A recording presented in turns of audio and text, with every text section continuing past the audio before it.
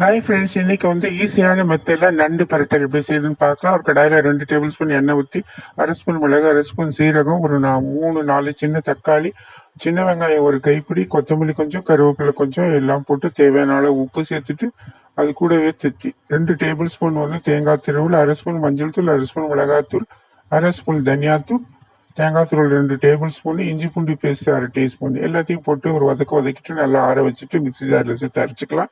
அதை நம்ம க்ளீன் பண்ணி வச்சிருக்க நண்டுல சேர்த்துட்டு கொஞ்சமாக புளித்தண்ணி சேர்த்துட்டு எல்லாத்தையும் மிக்ஸ் பண்ணி ஒரு 10 நிமிஷம் ஊற வச்சுட்டு, கடாயில் எண்ணெய் 2 டேபிள் ஸ்பூன் ஊற்றிட்டு கடுகு சீரகம் சோம்பு போட்டு தாளித்து நம்ம அரைச்சி வச்ச கிராப் மசாலா நண்டு மசாலாவே அதில் சேர்த்துட்டு நல்லா பரட்டி விட்டு கொஞ்சம் தண்ணி சேர்த்துட்டு நல்லா மூடி வச்சு ஒரு 10-15-20 நிமிஷம் வரைக்கும் சிம்மரில் போட்டு நல்லா வேக வச்சு எடுத்தா நம்மளோட மிளகு நண்டு வறுவல் ரெடி ஆயிடுச்சு. கூட கொத்தமல்லியை சேர்த்துட்டு பரிமாற வேண்டியதுதான். தட்டில் எடுத்து வச்சு அடுத்து சாப்பிட வேண்டியது.